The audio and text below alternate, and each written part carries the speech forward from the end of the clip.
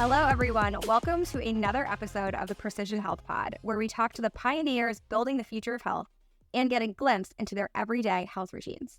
Today, we want to welcome Sarah Morgan, Head of Nutrition Innovation at Rootine. Sarah has 15 years of experience in clinical practice and has been an entrepreneur and founder herself as well. And today, we are talking to Sarah about stress and cortisol. Welcome, Sarah. Thanks so much for having me.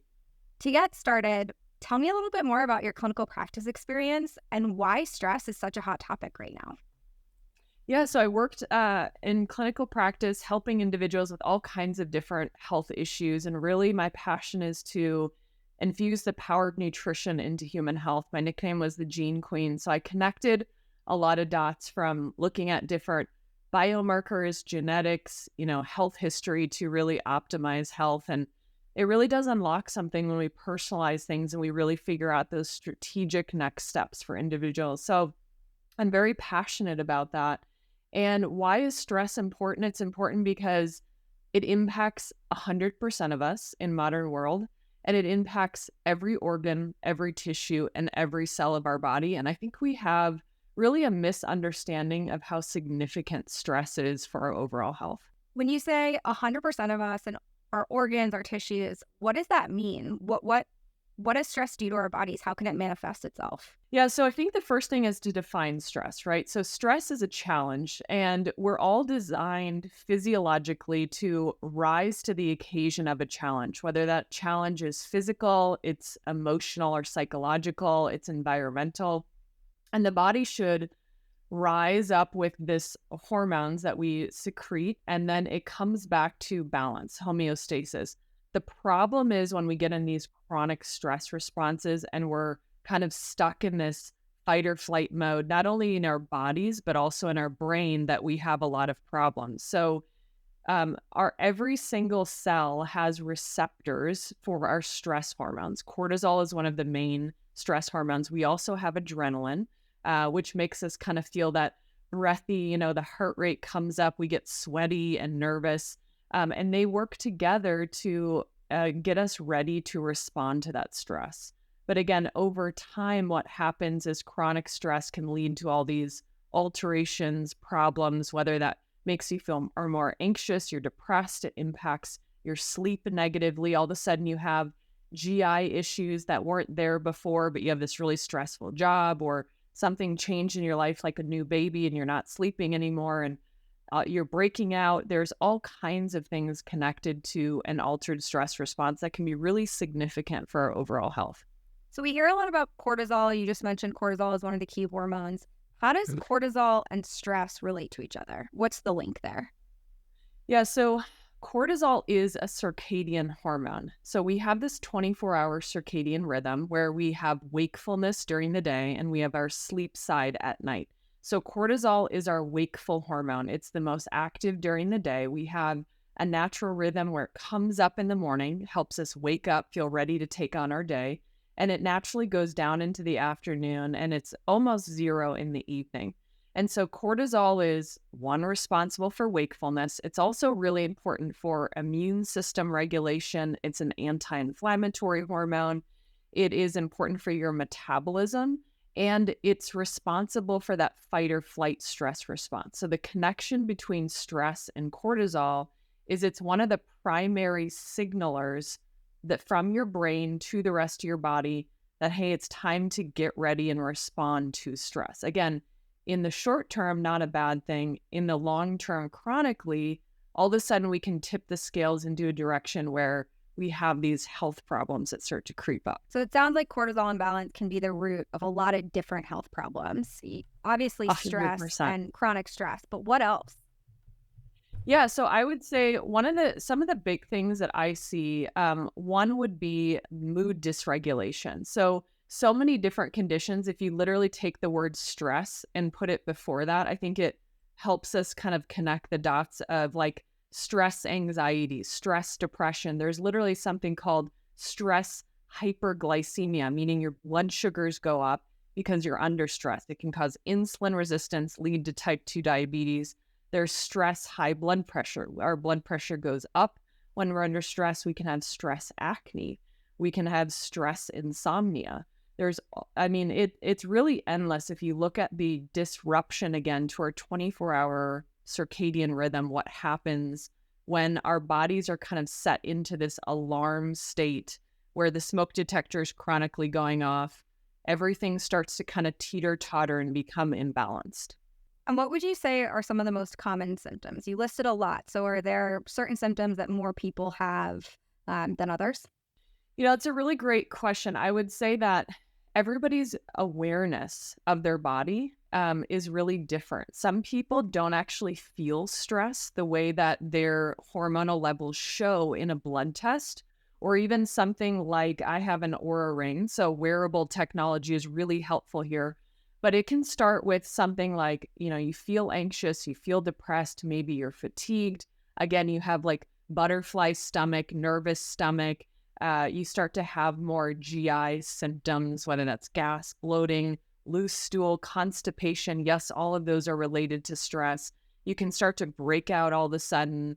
It's like, what's happening to me? I'm in my 30s and 40s, and all of a sudden I feel like I'm a teenager again. Your hormones, as a male or female, your sex hormones can become imbalanced. You can start to gain weight. You notice like belly fat, even puffiness around your face is a sign of high cortisol. But again, I say that because I've worked with people that are very unaware of their bodies, or they're very disconnected. And this happens when we're kind of that rushing person syndrome, just going around, and we start to become really disconnected and somewhat numb, which is a trauma response to our stress. And we're not really connected to the symptoms.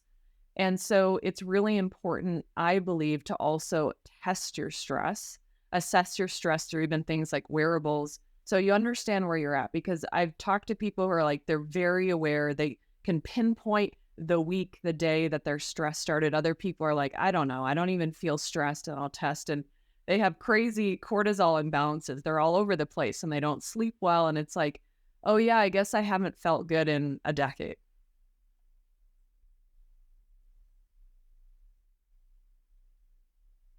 100%. And I really recommend that. So there's a few ways to test your cortisol. You can do a blood test. It's a hormone that shows up in your bloodstream. You can also do a salivary test. And the research is very clear that blood and saliva are very equivalent. So the nice thing about saliva, it's a lot more convenient. It's a lot less invasive. Because you have a cortisol rhythm throughout the day, it's important to test more than one point. So if you go to your doctor, a lot of times they're going to do one cortisol point, maybe if you're lucky in the morning.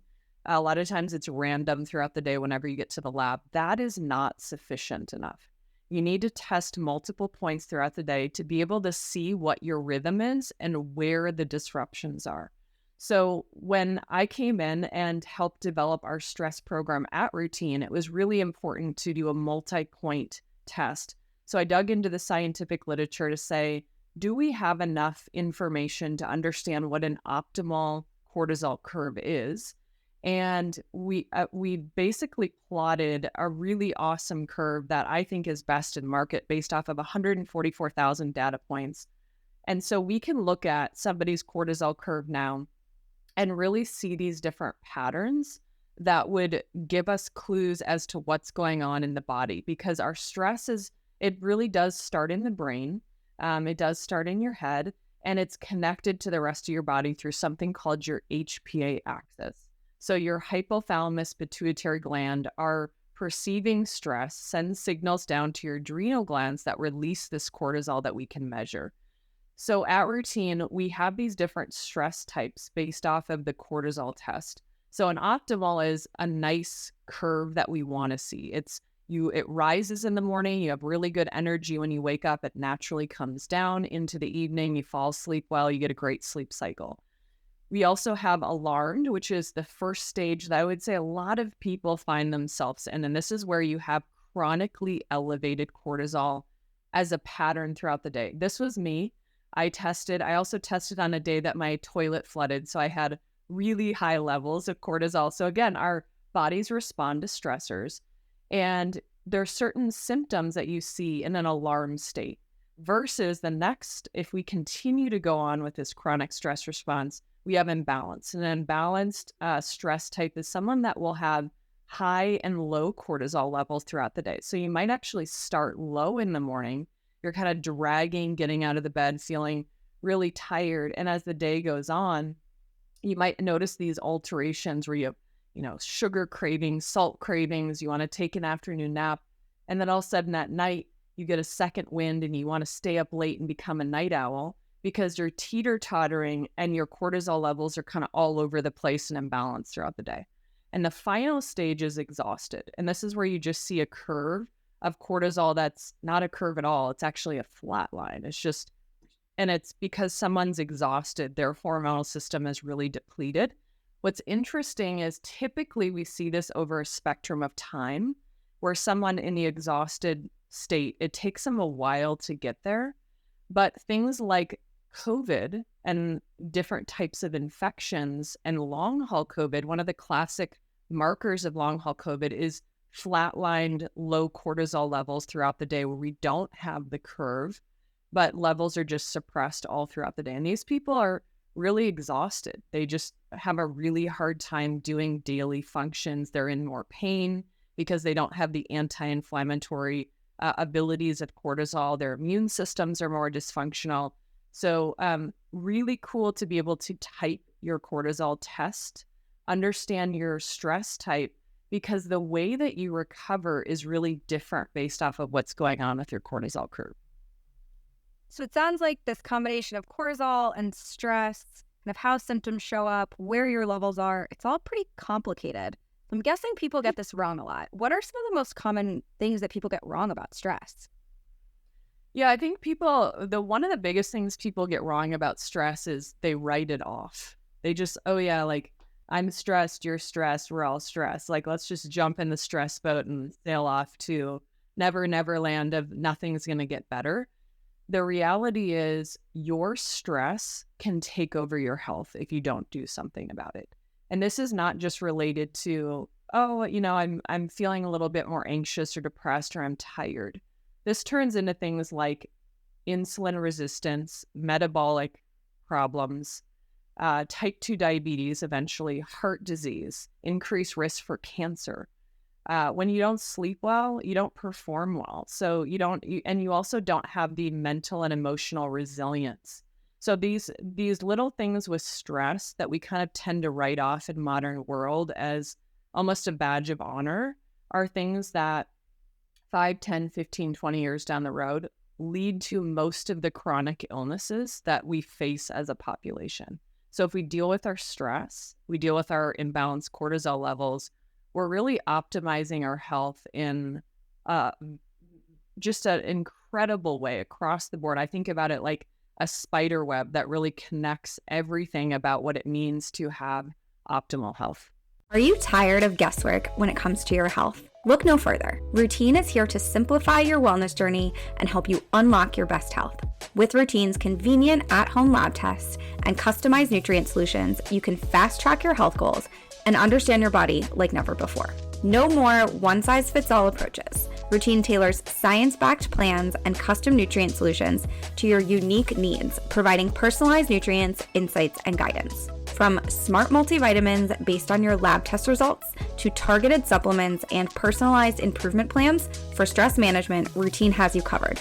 Experience unmatched results that you can track and feel, allowing you to achieve your full health potential with Routine. Visit routine.co to start your personalized path to ultimate well-being. Say goodbye to the hassle of generic solutions and take control of your health today. And we talked a little bit about testing cortisol, but there's all this innovation around even continuous cortisol testing. We're not there yet, but we have a lot of wearables now that have been validated on a clinical basis. Some of them are working towards clinical validation, others, but HRV, it's a really popular metric, biomarker that people are looking at now. How does HRV and stress relate to each other? And how can we kind of use HRV to help optimize our stress over time? Yeah.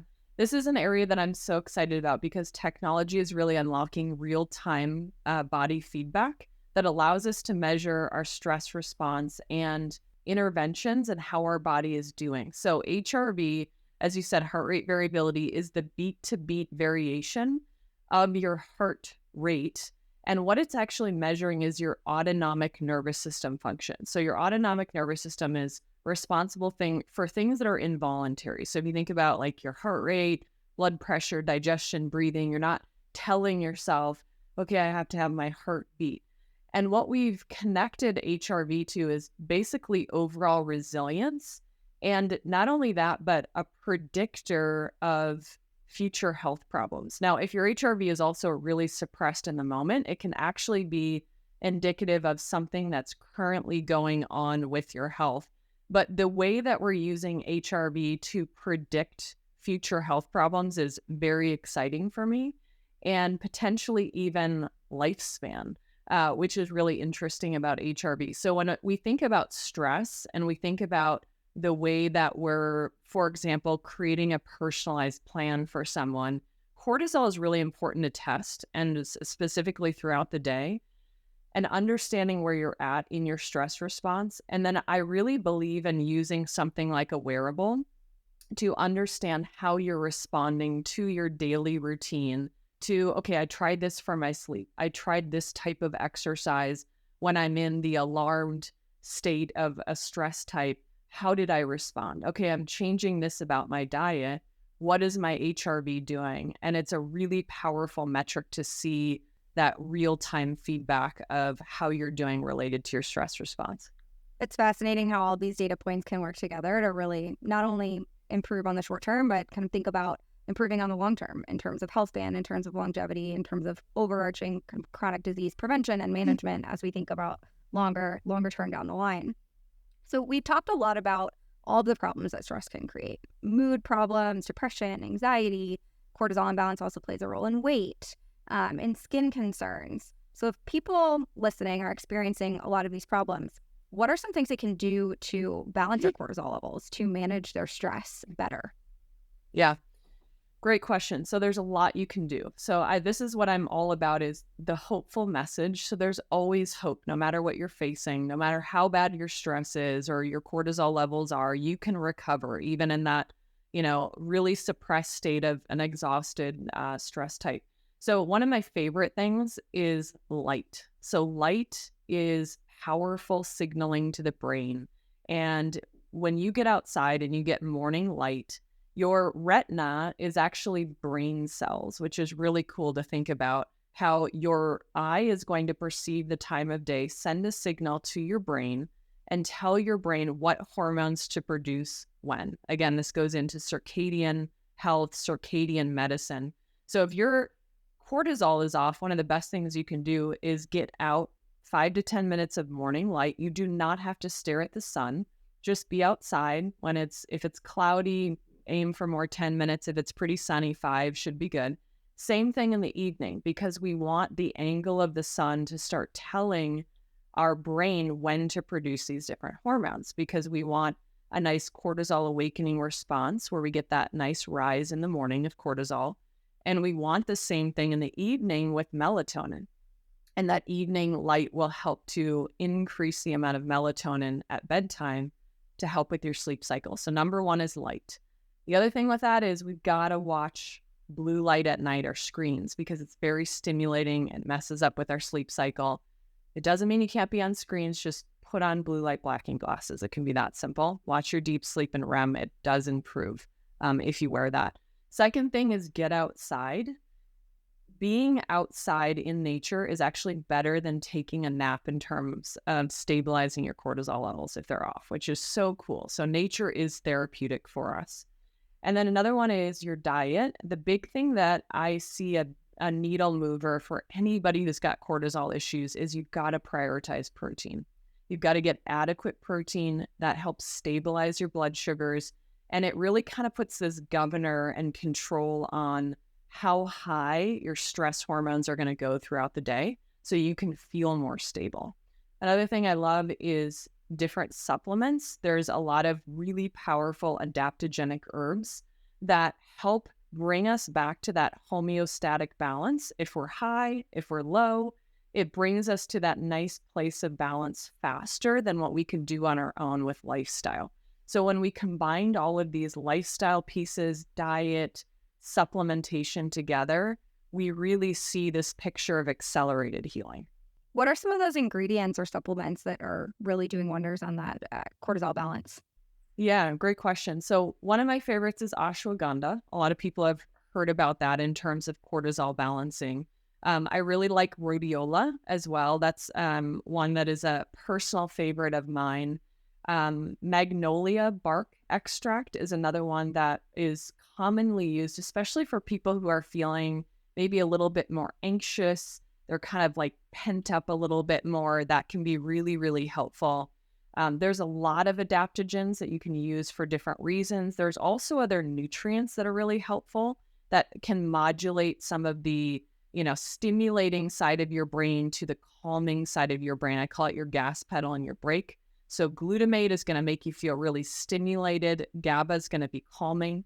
So things like magnesium, you can take things like myoinositol that are really helpful for calming you down, especially if you have a presentation, a stressful day, you can take it throughout the day as needed, or even before bed is a great strategy for some of those calmers to ensure that you're getting into a good sleep cycle, restoring yourself, because that keeps your head above water under stressful conditions if you sleep well. And as an expert who spent 15 years helping patients navigate some of these stress responses and cortisol imbalance, what are some things that you do on a day-to-day basis to help keep your mental health and your stress levels balanced? Yeah, so I'm totally a nerd. Like if you see me at my house at night, I put on my blue light blocking glasses. They're red tinted, so they block 100% of blue light. I'm very diligent about wearing those 30 to 60 minutes before bed. I have a wearable device, so I track all of my things. I'm curious about when I use different supplements, how does that impact my sleep, my HRV?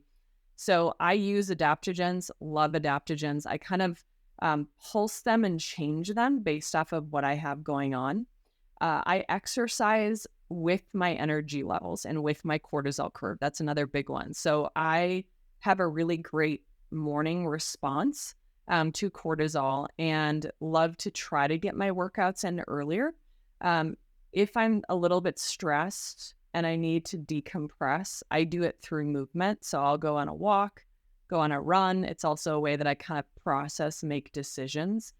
And then protein's big. I prioritize 1 gram of protein per pound of body weight, and it is such a stabilizing force. And I can tell the days that I get that in versus the days that I don't get that in, how I feel and how my blood sugars are and how much I want chocolate at the end of the day versus not. What is the link between protein, blood sugar, and cortisol? Because it sounds like through blood sugar, we can help manage our cortisol a little bit better, and the protein helps with the blood sugar. Is that how it all works together? Yes, exactly. You perfectly communicated the connection there. So our major hormones are cortisol and insulin. We hear a lot about hormones and we think like testosterone, estrogen, progesterone. Those are actually more minor hormones. So cortisol and insulin are very much connected in terms of our daily rhythm. If we can stabilize our blood sugar levels and thus our insulin, we actually control the amount of cortisol that's going to be released throughout the day as well. So that's the big connection of the more stabilizing you bring your blood sugars and your insulin levels, your cortisol is going to follow that throughout the day. And one interesting thing that I've read and I've seen about cortisol and exercise is that certain exercise is actually bad for cortisol balance.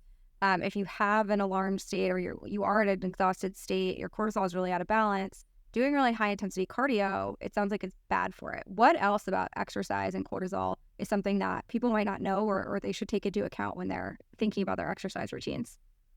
Yeah, I actually see this all the time. So if you're exercising really hard and you're like, why am I gaining weight? It's cortisol and it's insulin. So there's your clue. The other thing that's really big is people who are very athletic and they're looking to make muscle gains. They're trying to put on lean muscle mass and they're having a really hard time. If you're under a lot of stress, you're putting your body in what's called a catabolic state. It's a breakdown state. So those hormones are sending signals to break tissues down to fuel your body to run away from the danger, right? When you're building muscle, it's anabolic. And a lot of people know anabolic steroids, like bodybuilders and athletes illegally use. But what we want to do is we want to ensure that we have those anabolic signals being sent so that you can build muscle. So maintaining healthy cortisol levels is critical for athletic performance. And this is something that I see a lot with athletes that's critically important is sleep, getting enough protein, and making sure your cortisol levels stay stabilized so that you can gain lean mass. And can these adaptogens that we've talked about, the ashwagandhas, rhodiolas, magnolia bark, help impact recovery or help athletes with their performance? 100%. Yeah. So we can see this, one, in the way that they balance cortisol, and two, even faster in the way that they actually help to stabilize heart rate variability. So I'm a perfect example of this. My daughter was very ill last month. I was sleeping maybe 3 hours a night. My HRV was horrible. So HRV, we want it as high as possible. That's a sign of resiliency. So in a good place, I'm like 65, maybe I'll even get to 70 in my HRV.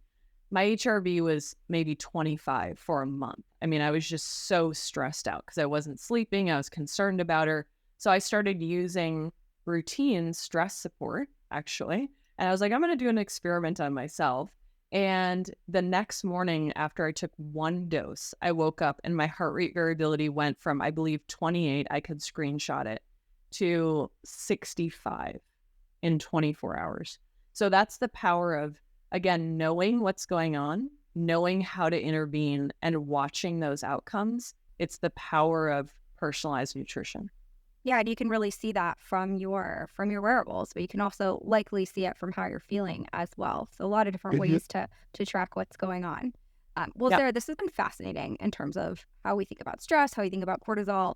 As we wrap here, what is one key message you would want everyone to walk away with about stress, about cortisol? Don't write it off.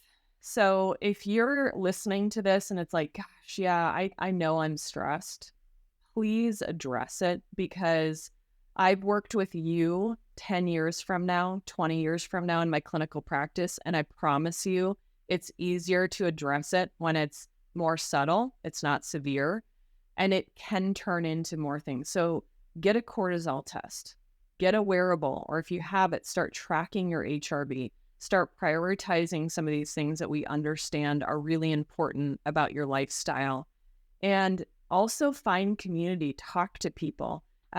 Even some people need to get a therapist, and that's a really good thing, to talk through the stressors in your life that just feel maybe overwhelming and insurmountable.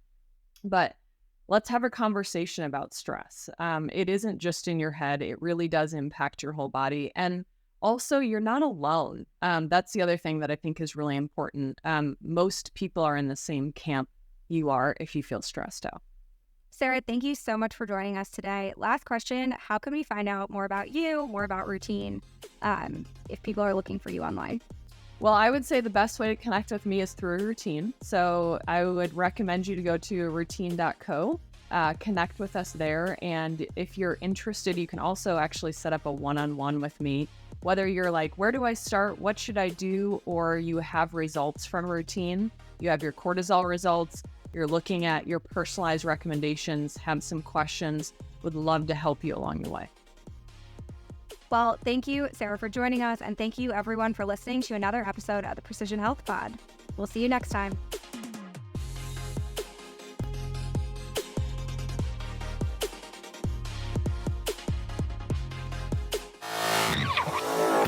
Madden and Mitchell Media.